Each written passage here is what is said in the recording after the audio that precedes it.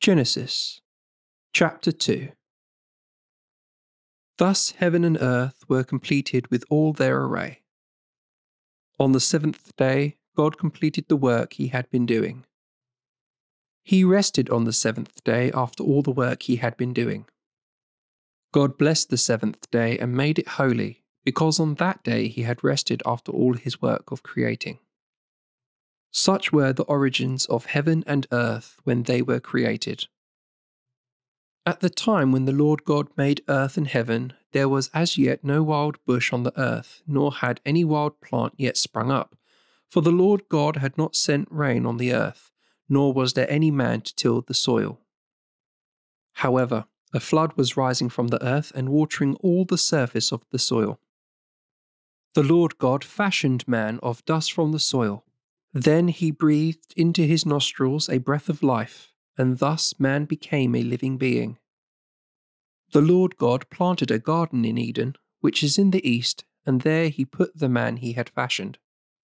The Lord God caused to spring up from the soil every kind of tree, enticing to look at and good to eat, with the tree of life and the tree of the knowledge of good and evil in the middle of the garden. A river flowed from Eden to water the garden, and from there it divided to make 4 streams.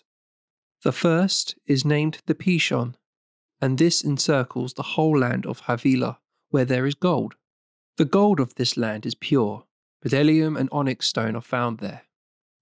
The second river is named the Gihon, and this encircles the whole land of Cush. The third river is named the Tigris, and this flows to the east of Asher. The fourth river is the Euphrates. The Lord God took the man and settled him in the Garden of Eden to cultivate and take care of it. Then the Lord God gave the man this admonition: You may eat indeed of all the trees in the garden. Nevertheless, of the tree of the knowledge of good and evil you are not to eat, for on the day you eat of it you shall most surely die. The Lord God said, It is not good that the man should be alone.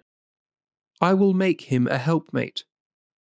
So from the soil the Lord God fashioned all the wild beasts and all the birds of heaven. These he brought to the man to see what he would call them. Each one was to bear the name the man would give it. The man gave names to all the cattle, all the birds of heaven, and all the wild beasts. But no helpmate suitable for man was found for him. So the Lord God made the man fall into a deep sleep. And while he slept, he took one of his ribs and enclosed it in flesh. The Lord God built the rib he had taken from the man into a woman and brought her to the man. The man exclaimed, This at last is bone from my bones and flesh from my flesh. This is to be called woman, for this was taken from man. This is why a man leaves his father and mother and joins himself to his wife, and they become one body. Now both of them were naked, the man and his wife, but they felt no shame in front of each other.